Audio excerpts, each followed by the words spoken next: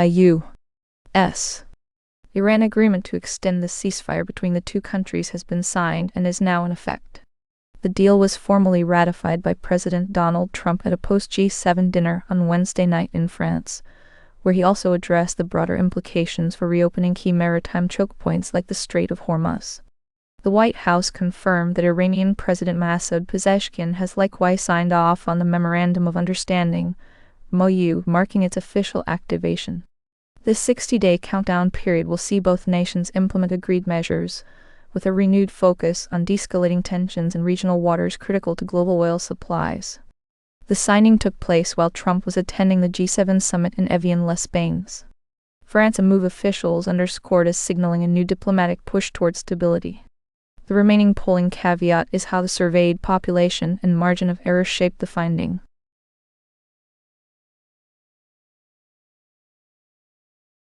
Authorities in Mississippi are investigating a police shooting that left a young child dead and an adult seriously injured during what was described as an alleged shoplifting call. The incident occurred at a parking lot where officers fired shots after responding to reports of suspicious activity involving stolen merchandise. Investigating officials say the shooting involved multiple individuals inside a vehicle in the designated area. An infant aged 1-year-old was pronounced dead on arrival at the scene. Meanwhile, another adult sustained severe injuries requiring immediate medical attention. The investigation is ongoing as law enforcement reviews all available evidence and statements from witnesses to determine if excessive force was used or if there were any procedural lapses during the incident. Officials have not yet released details about potential charges against those involved, but are working diligently to ensure accountability for anyone responsible for this tragic outcome. The community remains on edge following these events, with local leaders urging calm as authorities continue their probe into what led to such a violent confrontation in public space. The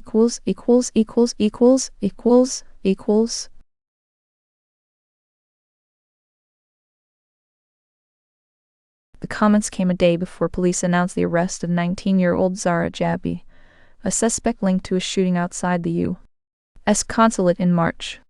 Jabbi appeared in court shortly after his arrest and faces charges including theft, possession of a restricted firearm, and attacking an internationally protected premises. Officials said that the video surveillance of the consulate shooting showed the suspects allegedly filming themselves to record proof in order to receive payment. "This is what we are trying to determine," said Toronto Police Chief Myron Demkio. Police believe the gunmen, described as young people, were recruited online through encrypted messaging applications, Demkio said. Authorities in Toronto and surrounding areas have arrested several suspects aged 18 and 19 in connection with the shootings, including Jabbi, who was arrested on Thursday at Toronto Pearson International Airport. Police said they recovered U.S. sourced handguns during the raid and believe similar weapons were used in dozens of other shootings in the Toronto area.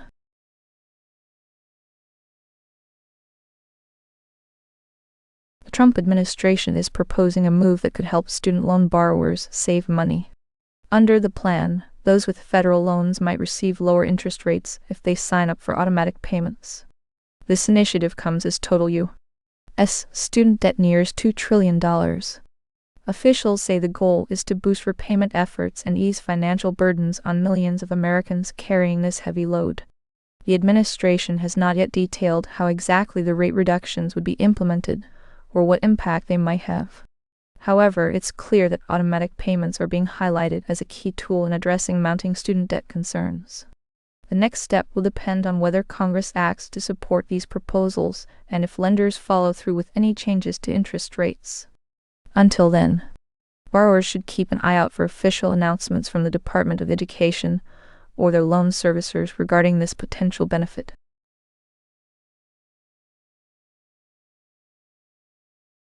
The case remains unsolved. The incident highlights the ongoing tensions within the protest community and underscores the need for continued investigation into what led to Mace's death. Authorities have not yet identified any suspects or motives in this tragic event. As of now, no arrests have been made, and the family continues to seek answers and closure. Antonio's journey symbolizes his commitment to racial justice causes across the nation, a cause that has seen significant activity particularly during events like CHOP. The broader implications for future protests remain uncertain until more information is uncovered or if new evidence emerges in an investigation. The next visible test is whether campus protests keep following tech leaders as the debate over AI and jobs continues.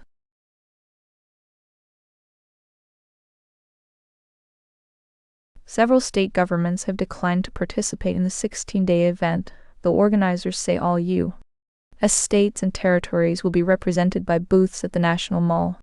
The decision comes as several governors cited budget constraints or competing priorities for their states not joining the national showcase on Washington's iconic mall. Organizers maintain that every state, territory, and federal district is covered through designated booths set up across the National Mall in D.C., ensuring full representation regardless of individual participation.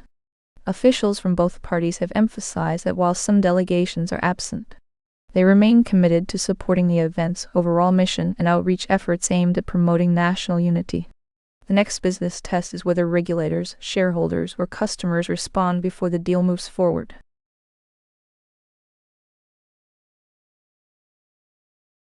John Lewis George clinched victory in the Democratic primary for mayor of Washington, D.C., a win that underscores her pledge to resist any federal encroachment on local governance. Her campaign has been bolstered by President Donald Trump's recent actions last year when he briefly federalized the city's police force and deployed an ongoing National Guard presence as part of his broader law enforcement surge strategy. The primary outcome highlights Lewis George's stance against what she views as undue federal intervention, a sentiment echoed in her victory speech where she vowed to uphold Washington's autonomy. This promise comes amid heightened tensions over local versus national authority, particularly following Trump's controversial deployment of the National Guard last year.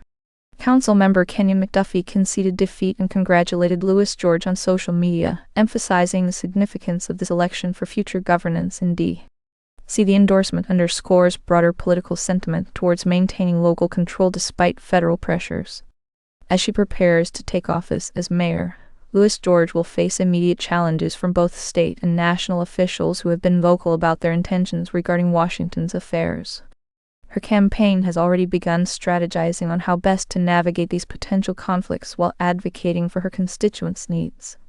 The next steps in this political landscape remain closely watched, with implications not only for local governance, but also for the broader debate over federal versus state authority in urban settings.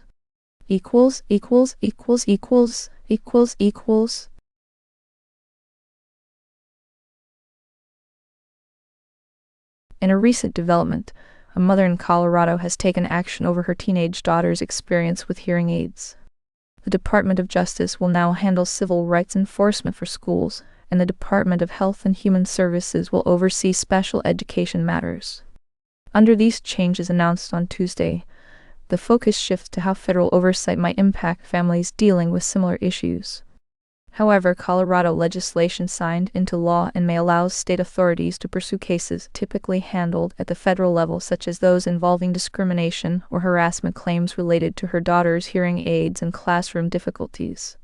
The mother filed a complaint in spring 2024 with the Department of Civil Rights, alleging that due to inadequate accommodations for her child's hearing impairment, she faced disciplinary issues. Experts warn this could lead to more challenges navigating federal-level complaints if state authorities take over enforcement. This shift reflects broader changes across education and civil rights departments aimed at centralizing oversight but may complicate direct recourse options for families facing systemic barriers in schools. The next steps will depend on how these new responsibilities are implemented by both the national and Colorado levels of government, potentially affecting thousands of students with disabilities nationwide.